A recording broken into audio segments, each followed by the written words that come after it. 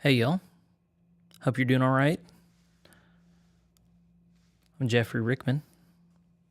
I'm a Global Methodist elder. I keep my eye on developments in the United Methodist Church because that's where I came from, and I also report on Global Methodist stuff as that's where I currently am. I'm a Global Methodist elder in the Heartland Annual Conference in Nowata, Oklahoma, where I'm happy to serve. And I've been reporting on a number of things for the last year and a half while I've been doing this. A lot of it intersecting with Nigeria.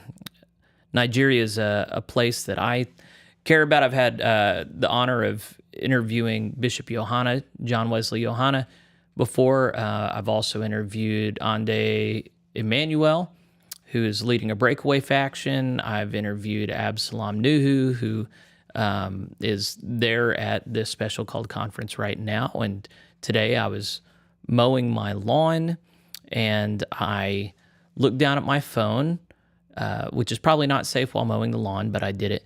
And I saw on WhatsApp that Nigeria had just declared its intent to leave the United Methodist Church and join the Global Methodist Church, which is kind of a big deal. This follows on the heels of Kenya, Ethiopia saying, we're leaving y'all, and Cote d'Ivoire with 1 million members saying, we're leaving, although it remains to be seen if they're joining the GMC. Kenya joined the GMC. Nigeria, the institution is known for a long time that Bishop John Wesley Yohanna has been unhappy with the direction of the UMC. He was one of the original bishops who made a statement about how it was his intention to break away with a conservative faction as soon as one was formed. And yet, I think he and his leadership have just been watching developments to see how things are going and how the chips are going to fall. I think they've had legal concerns about if the United Methodist Church can take their properties away if they decide to leave. And then it's been complicated by Ande Emmanuel regularly spreading lots of information that goes against what the bishop and official conference people tell them. So on this thread, there was immediate exuberance, and I've asked a lot of very annoying questions to people who want to celebrate. I'm just trying to figure out, okay, what's happened, what hasn't happened. The long and short of it is it looks almost certain that so there's one Episcopal area central conference overseen by John Wesley Yohanna. Up in the north, Ande Emmanuel has a lot of loyalists to him, but it looks like they're going to be able to take all 4 annual conferences in this Episcopal area under John Wesley Yohanna to the Global Methodist Church. So they're not, right now the language is not, we're stepping out and then we're going to discern our way. Rather, it's we are joining the GMC. So on this thread that I was a part of, Keith Boyette, who's at the top of the GMC, is part of this as well. And he was going, okay, is this firm? Should you be announcing this yet? And they said, yes, this is as firm as it's going to get. It is a done deal. So it's a big deal because I'm not sure there is like a good number for how many people are in Nigeria. It's been very hard to get good numbers, what's going on there. It could be up to 1 million people, I think, and I could be wrong. But even so, if you don't know the map of Africa, so where my cursor is going, number 8, this is where Nigeria is. Ivory Coast is right here. And then if you look at this population map, you'll see some of the densest population concentrations are in these areas. So they've lost 1 million here, and they're about to lose 1 million here. So this is something that the United Methodist Church would be wise to be concerned about. I mean, this is kind of like earth-shattering. What they wanted to imagine was that they could drag Africans and Filipinos and people around the world wherever the rich white folks in the West wanted to go, and that they would follow along because the money's attached to the UMC. And they did not keep in mind that for a lot of people, there are more important things than money, like biblical faithfulness. And so I tried to find videos to confirm what's happened today. I haven't summed up what I've been told explicitly by people on the ground there. What happened this afternoon for them, this morning for us, is the entire Episcopal district, all their superintendents, boards of trustee, Board of Trustees, all their lay leaders within with the support of the bishop, declared their intentions to leave. And then the delegates were asked if they supported the decision, and they unanimously lifted up their hands to vote to accept the decision of the declared body. So I'm going to show you some video now that I think corresponds with this. This is the press conference that they had representing Bishop of Nigerian Episcopal area, the conference administrative assistant, Southern Nigerian Conference, the conference administrative assistant, Northeast Nigerian Conference, the lay leader, Northeast Annual Conference, members of cabinet, delegates. So it's obviously not the conference session. It's just representing.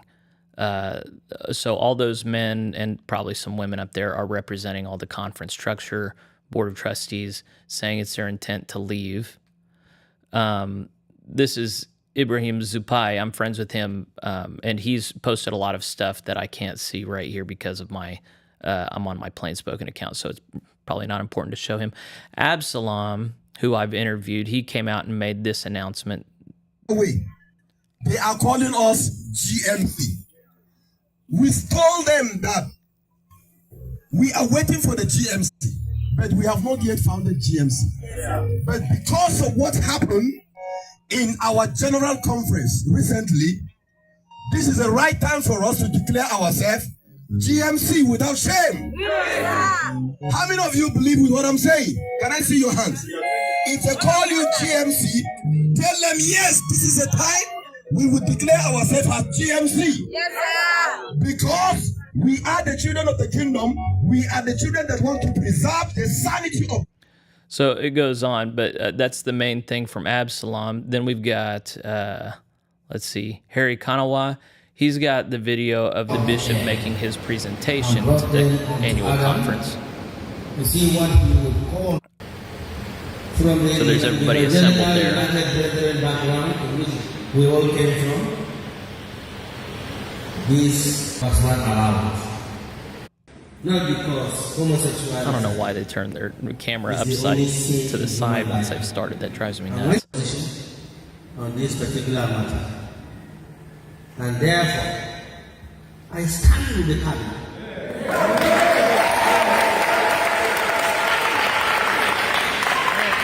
I stand with the cabinet in the decision they have taken, and that is what I will abide by.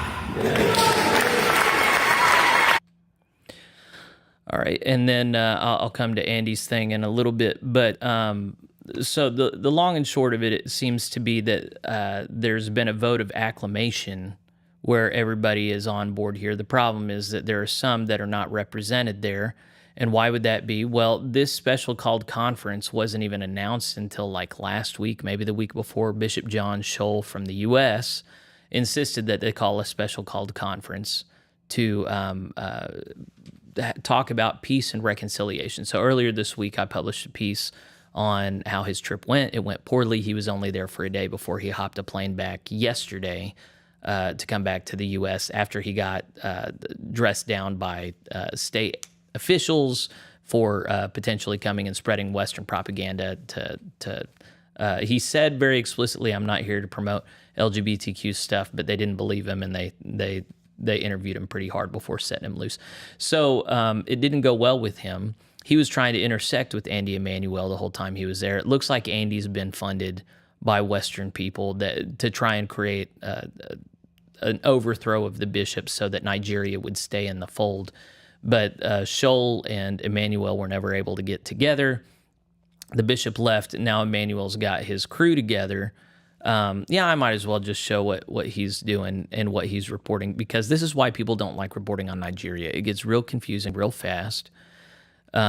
He put out this disclaimer notice just a little bit ago. It has come to our attention that there are circulating false claims stating that the entire UMC Nigeria Episcopal area has left the United Methodist Church to join the GMC. We would like to clarify that these claims are incorrect. It's only a breakaway faction, 10%, led by John Wesley Yohanna, that has decided to leave the UMC. The majority of the UMC Nigeria Episcopal area remains, committed to the UMC. And then he signs that as conference secretary, even though he's been removed from that position for some time.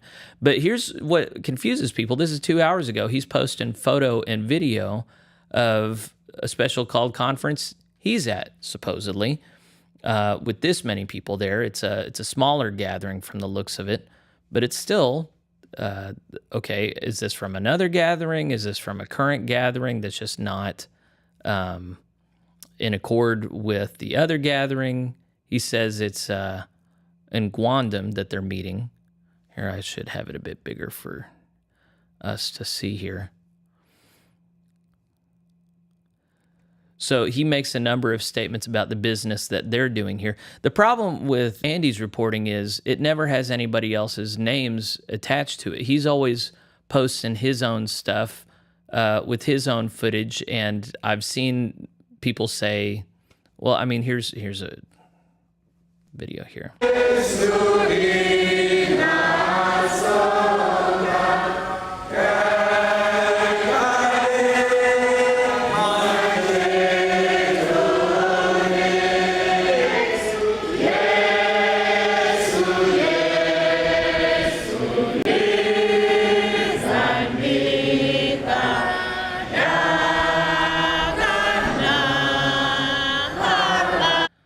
I didn't show the whole room, but there are a couple hundred people there. Like, it's a good-sized gathering. So if that is going on right now, there is genuine confusion in Nigeria. And you'll follow, I'll see people saying, why are you saying this whenever this is happening over here?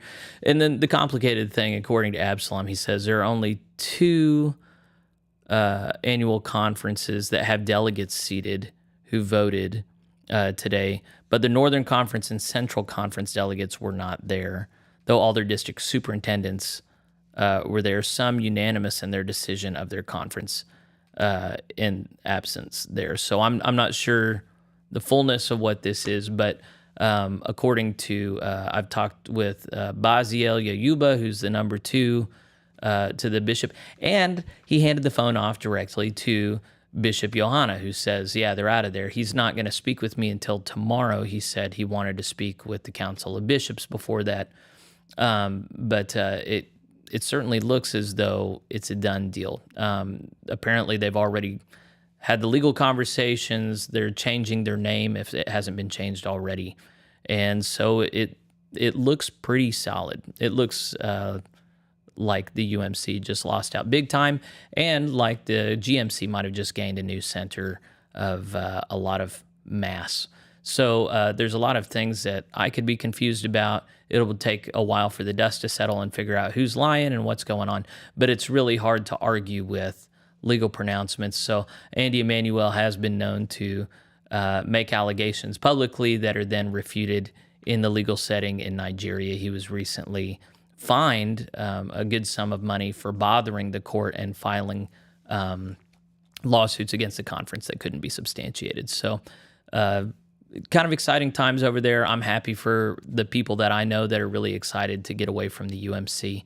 And of course, the reason that this is worth talking about is just the United Methodist Church is going to have to decide how it is that it spins this, if it's not going to take seriously the harsh critique from majority world Christianity that it's just increasingly clear that the American UMC is pretty far gone.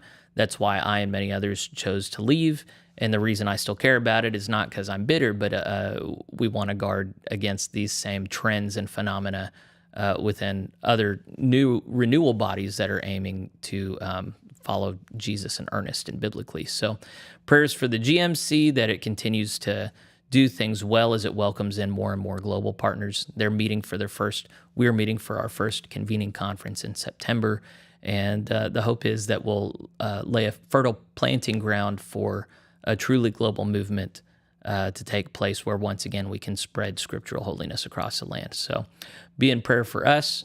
Thanks for your support of Plain Spoken. If you want to go and support me, this is where you can go. And if you don't, but you just want to follow what I do, you can subscribe here on YouTube. And I'll be back at it again soon. So God bless you guys. I'll see you later.